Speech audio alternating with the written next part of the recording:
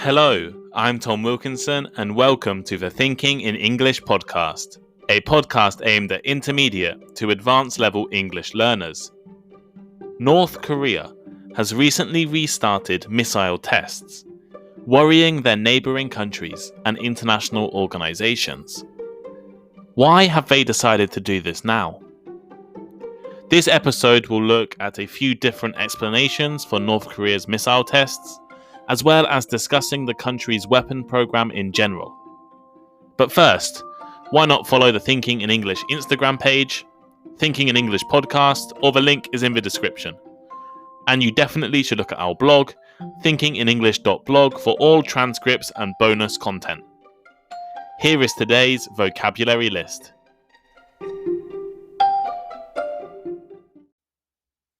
As always, the written list is available in the description of the podcast and also on our blog, thinkinginenglish.blog. Tumultuous. Tumultuous. Tumultuous means full of confusion, change, or uncertainty. For example, after the tumultuous events of 1990, Europe was completely changed. Totalitarian. Totalitarian. If something is totalitarian, it is a political system in which those in power have complete control and do not allow people freedom to oppose them. For instance, North Korea may be a totalitarian regime. To violate. To violate. This means to break or act against something, especially a law, agreement, principle, or something that should be treated with respect. For instance, they were charged with violating federal law. Provocative. Provocative. If something is provocative, it causes an angry reaction, usually intentionally. As in a deliberately provocative speech, she criticized the whole system of government. To unveil. To unveil. To make something secret known. For example, the president's new policy was unveiled at a press conference. To prohibit. To prohibit. This means to officially refuse to allow something, to ban something. For example, motor vehicles are prohibited from driving in the town centre. Escalating. Escalating. Increasing in price, amount, rate, etc. As in, the price of oil is escalating. Stalemate. Stalemate. A stalemate is a situation in which neither group involved in an argument can win or get an advantage, and no action can take place. For example, despite long discussions, the workers and the management remain locked in stalemate. And finally, sanction. Sanction. A sanction is an official order, such as the stopping of trade, that is taken against a country in order to make it obey international law. For example, economic sanctions will only be lifted when the aggressive nation withdraws its troops.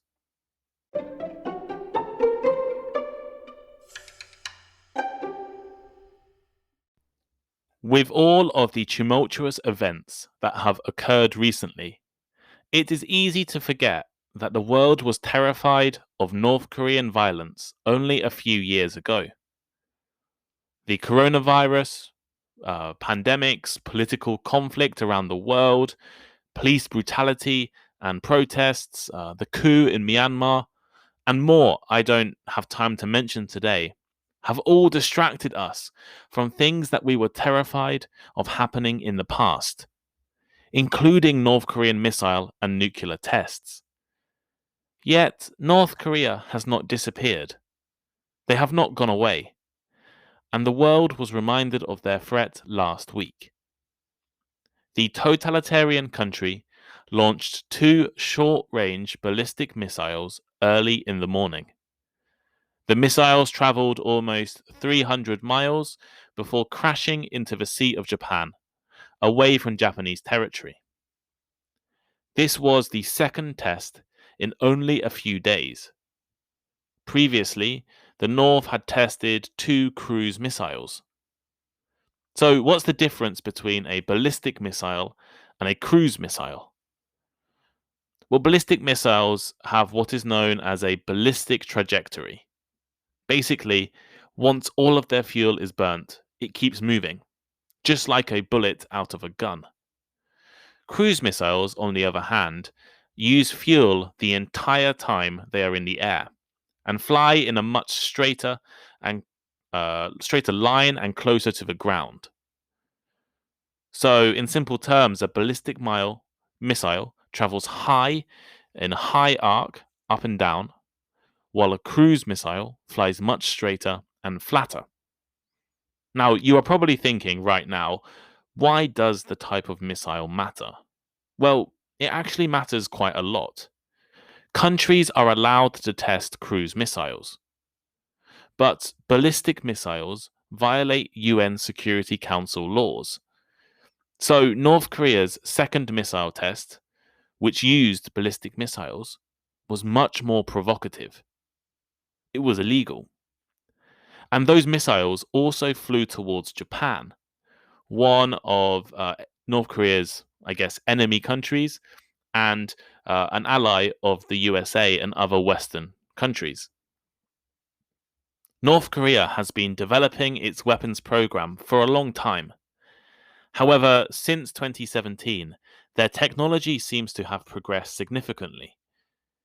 They revealed a missile capable of reaching distances of 4,500 kilometers away, which puts the US territory of Guam within its range.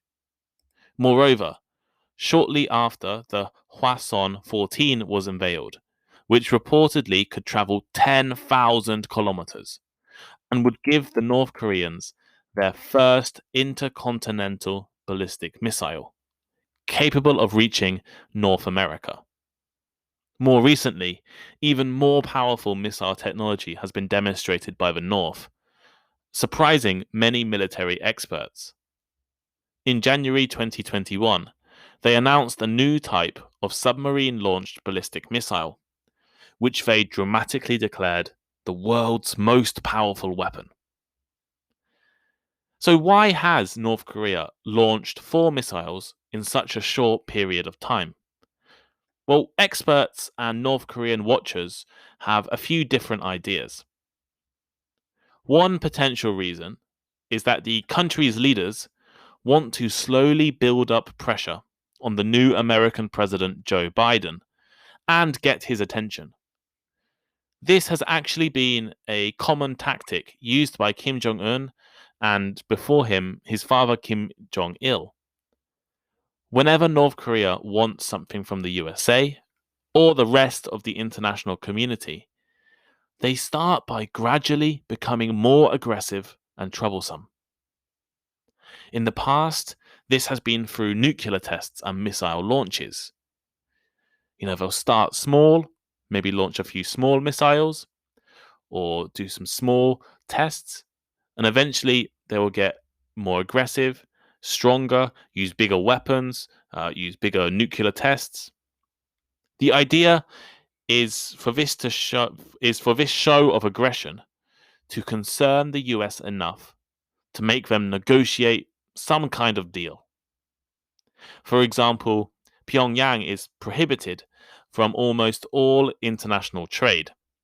So often they will promise to stop testing missiles or stop building nuclear weapons in return for the end of trade sanctions. As I mentioned, this has always been a tactic of the country's leaders, and you can look through history yourself and see it. North Korea will become increasingly active and increasingly violent before some kind of agreement is made, and they go back to normal, I guess. Think back to 2017, 2018, 2019. You may have already forgotten, But we went from a fast escalating verbal conflict between former President of the USA, Donald Trump, and the North Koreans, to the leaders of the two countries having a friendly meeting in the space of only a few months. And this is exactly what North Korea wanted, and what they always want. Escalating conflict, and then some kind of agreement. It's like a child at a supermarket. The child will cry and scream louder and louder until you buy them the candy or chocolate they wanted. You know your child is harmless, but you buy the treat anyway because you want them to stop embarrassing you, to stop disrupting other consumers. In the same way, the US knows North Korea is unlikely to attack them anytime soon. You know, America is so much more powerful than North Korea. But they want North Korea to stop firing missiles and stop testing weapons because it's annoying and it scares other countries. And they want North Korea to, they want to prevent North Korea from getting so angry that they make a mistake or that they can't go back to normal. They go too far. I guess the major problem with this tactic is that the US and the DPRK, as Korea is also known, can never agree on the order of their actions. Pyongyang wants America to stop sanctions first, and then they will agree to stop their tests or weapons programs, while the US demands the opposite order. The tests need to stop before any kind of agreement is made. This stalemate between the two countries has been a feature of their relationship for decades, but it is increasingly concerning for Kim Jong-un right now. The North's economy is really struggling, despite the leader's promises to improve. And COVID has made everything even more difficult. These new missile tests, therefore, could be a warning to the new American president, who has already discussed tightening sanctions on the regime. This is not the only theory. Another explanation is that recent tests have less to do with the US and more to do with improving North Korea's military. According to Marcus Galauskas, the US National Intelligence Officer for North Korea from 2014 to 2020, these launches are not a cry for attention, nor are they a cry for help with North Korea's broken economy. Such launches are a sign of North Korea's clear determination to continue advancing its ballistic missile programs as part of making good on the ambitious plans for North Korea's weapons programs. The motivation may be military progress, not political negotiations. Improving weapon systems, military power, and security from foreign enemies is an incredibly important part of the North Korean regime. Much of the country's national identity is based on their military achievements and their claims of superiority. Building new weapons and getting stronger was also one of the key promises made by Kim Jong-un during a meeting in January 2021. You cannot use your new weapons if you have never tested them. And this is potentially what the North is doing. Making sure that the weapons they have spent millions of dollars and lots of time developing actually work. So here is today's final thought. This episode has looked at recent North Korean missile tests and tried to offer a few possibilities as to why they have decided to restart their testing program. Some experts argue that North Korea is using aggression and missiles to force President Biden into some kind of agreement. This has been one of their common tactics in the past. On the other hand, these tests could also be designed to improve their military power and simply test some new weapons. Why do you think North Korea fired those missiles last week? It is also important to remember it could have been worse. Those missiles were not close to the country's most powerful weapons. Testing a massive intercontinental ballistic missile or some kind of powerful nuclear bomb would certainly be a lot more troubling and cause a much stronger reaction. Perhaps by testing smaller missiles instead of the larger options, Kim Jong-un is hoping to get the US's attention without making them too angry, and also make sure the weapons work correctly at the same time. What do the next few years hold in store for US-North Korean relations? Well, while he was president, Donald Trump made, I guess, a kind of deal. Test anything you want, as long as it's not an intercontinental ballistic missile or nuclear weapon that could threaten America. Biden will likely not continue the same policy. In the next weeks or months, the US will probably announce its new North Korean policy, and we will then know a little more about the future.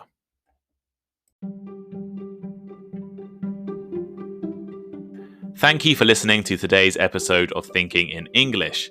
Please share with your friends, check out our social media links in the description, and send us a message.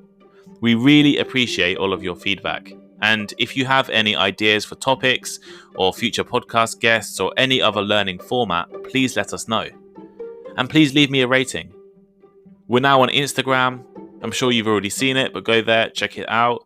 Lots of good content about vocabulary, pronunciation, and grammar. And Instagram is a great way to contact me.